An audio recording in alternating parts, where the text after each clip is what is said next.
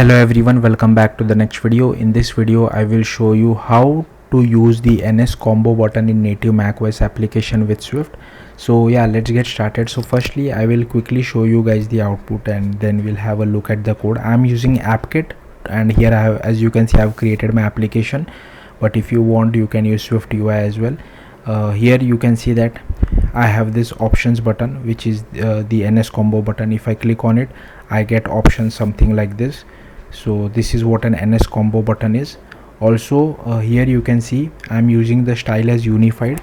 If you don't like this style, you can comment this out and use the split style and you will get it in much better format. I like this split style.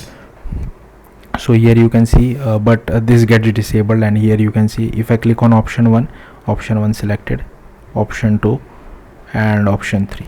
Yeah, so let's see how to do this. So firstly, create an NSComboButton, set the title for it, set your style. Then here I have added this NS menu. I have added this 3 menus, option 1, option 2 and option 3. Then we just assign our all these menus to our combo button, and we add our combo button to our view.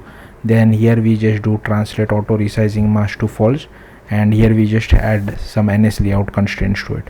And whenever any menu is clicked, here we have, as you can see, we have added one click listener to each and every menu.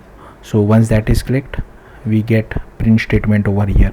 So yeah, that's it. Thank you for watching. Bye.